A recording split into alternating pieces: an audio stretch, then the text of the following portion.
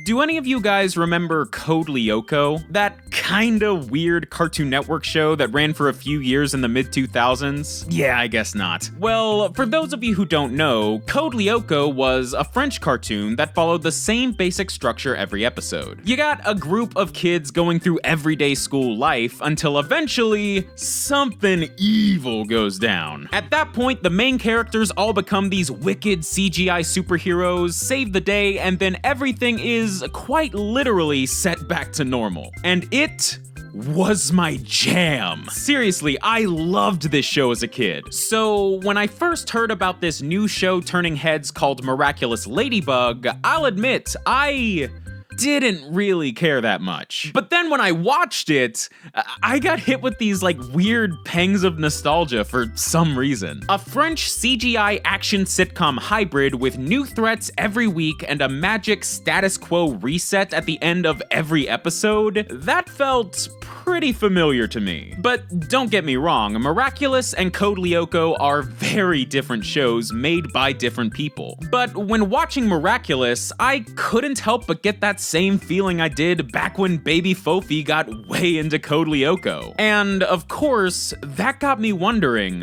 where did this show come from? Well, let's take a look. This is a brief history. Okay, so as I said, today we're talking about the cartoon Miraculous, Tales of Ladybug and Cat Noir, a show about two teenagers named Marinette Dupin-Cheng and Adrien Agreste who live double lives as superheroes protecting the city of Paris from an evil villain named Hawkmoth. A name that sounds like your uncle choking on a turkey bone at Thanksgiving dinner because he won't stop eating so dang fast, just slow down! And the story of Miraculous begins, as many cartoons do, with an animator. I'd be pretty confused if the story of a cartoon started with a baker. His name was Thomas No One's Gonna Be Happy No Matter How I Pronounce This Last Name Astruc, and around the mid-2000s, he was working as an animator for the show Witch, where he met a woman who was wearing a Ladybug shirt. The two became fast friends, and as artists do, began to share drawings with each other. And because she was wearing a Ladybug shirt when they met, a lot of their drawings were Ladybug related, which eventually led Astruc to create this sticky note doodle of his friend dressed up as a Ladybug themed superhero. And just like that, inspiration struck. I can't snap. I'm not very good at snapping. Astruc really liked this Ladybug superhero idea and wanted to develop it into a full-fledged comic book, going so far as to create a series of fake comic book covers that helped build out the concept, including one that introduced another superhero called Cat Noir, even though in French it's apparently written as Chat Noir, which, I'm sorry, that sounds like a dating site for 1920s detectives. I'm 38, single, and ready to mingle. Yeah, see, yeah.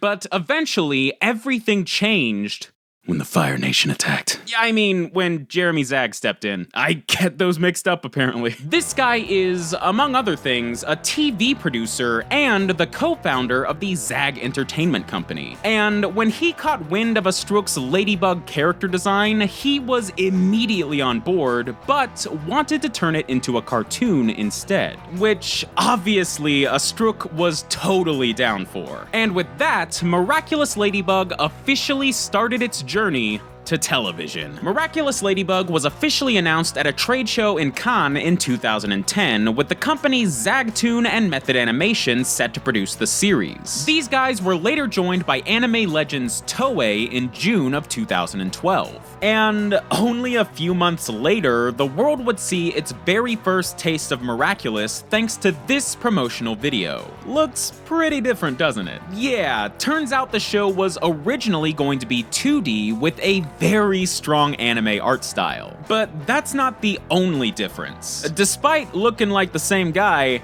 that is not Adrien Agreste, that is Felix Agreste, a scrapped version of Cat Noir's alter ego who was dropped from the show for being too much of a cliched anime shy boy. Differences aside, this promo actually turned out to be a hit. But obviously, this was not the Ladybug cartoon we eventually got. You see, as much as people liked the art of the promo video, it did bring up some concerns, mainly that of marketability and complications with animating Ladybug's spotted outfit. But at the same time, the makers of the show wanted to keep the cool cinematic style from the promo. So to combat this, the South Korean company SAMG Animation was brought in to help bring the show into the third dimension. And while that is a massive change, it did solve pretty much all the problems producers had with the show. And from that point on, Ladybug was all CGI. And a brand new trailer was released in October of 2013 to cement this new direction and build that hype.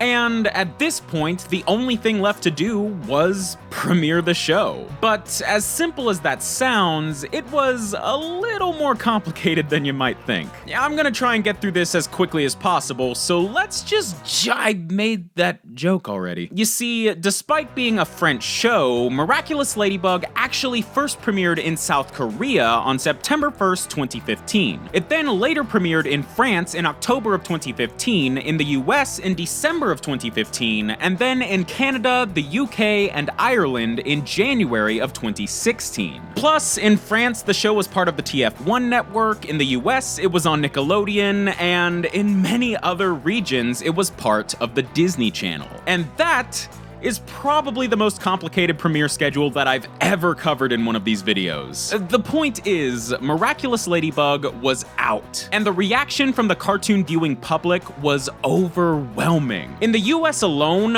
ratings for the first season never once seemed to dip below 900,000 viewers an episode, and the show quickly shot up to be one of the top cartoons on the air at that time. Plus, the reviews for the show were pretty dang positive, with main points of praise being the charming characters and stellar animation. And personally, I just gotta say that this show really does pull you in with its characters and animation. Like, the action is great, and we've come a long way since Jimmy Neutron in the animation department. But I'm pretty sure that the real thing that got people hooked were, of course, the romantic subplots. Or, I guess, lack thereof? Yeah, Cat Noir likes Ladybug, and Marinette likes Adrian, but for some reason, they can't recognize each other out of their superhero costumes, even though it's just a mask. They don't even change their hair. Their voices are the same. How can they not tell? How can they not tell? So, The Adventures of Girl Spider-Man and Furry Fury was a rousing success. Within a year, the show had developed a dedicated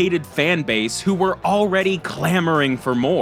And luckily for them, they are getting a lot more. In November of 2015, before season 1 had even ended, Jeremy Zag announced that a second and third season were already in the works. That second season got started in October of 2017, not counting the 2016 Christmas special, and only ended a few months ago in November of 2018. The series is currently in the first few episodes of its third season and still going strong. The fans are still as dedicated as ever, the show is only getting bigger and more interesting, and there's even a handful of big Miraculous projects in the works outside of the show. In addition to a fourth and fifth season already being announced, there's apparently talk of a musical film based on Miraculous being produced with a set release date of 2021. And this isn't the first time talk of a Miraculous movie has been thrown around. Jeremy Zag has tweeted a couple of times over the past few years about a live-action Miraculous movie and a TV show being in the works. And in September of 2018, it was announced that Skydance Media had acquired the rights to produce these live-action adaptations. However, it has been reported that the live-action movie was cancelled in favor of the animated musical film. But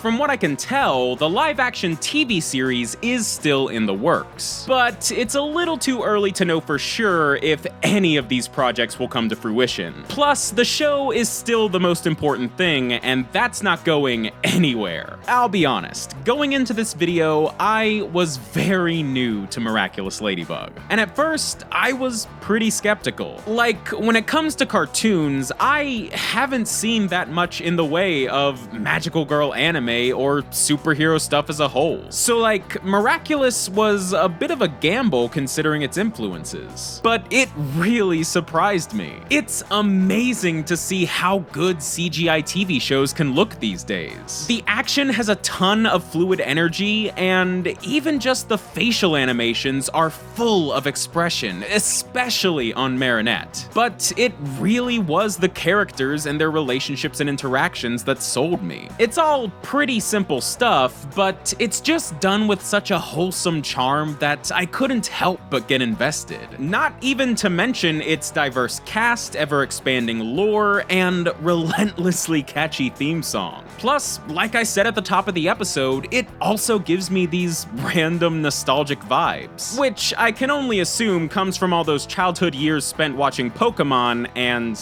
again, Code LYOKO. But all this is just to say that Miraculous is clearly a special show, and not just to me. And with so much more of the show still to come over the next several years, I and millions of other people across the world cannot wait to see what's next for Miraculous Ladybug. Thanks for watching, guys. DFTBA. Hey guys, thank you so much for watching my Miraculous Ladybug video. I really hope you liked it. And real quick before I go, I want to give a massive shout out to today's sponsor, Opinionoutpost. Money!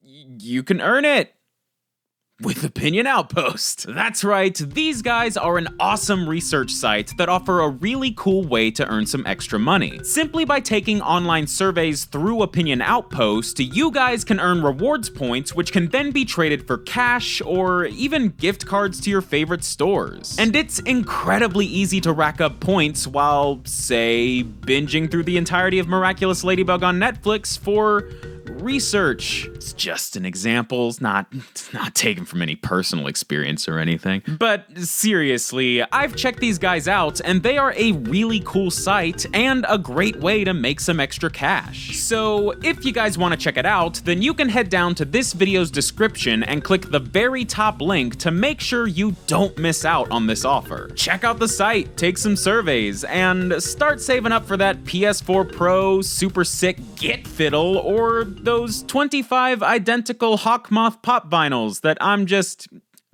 not gonna ask questions about. But anyway, a huge thank you to Opinionoutpost for sponsoring this video. With all the news of another potential ad boycott happening on YouTube, their support as well as your support means a ton. So again, if you're interested, please click the top link in my description to check out their service and get started. And I think that's about it, so I'll say it again, guys. Thanks for watching, and DFTBA.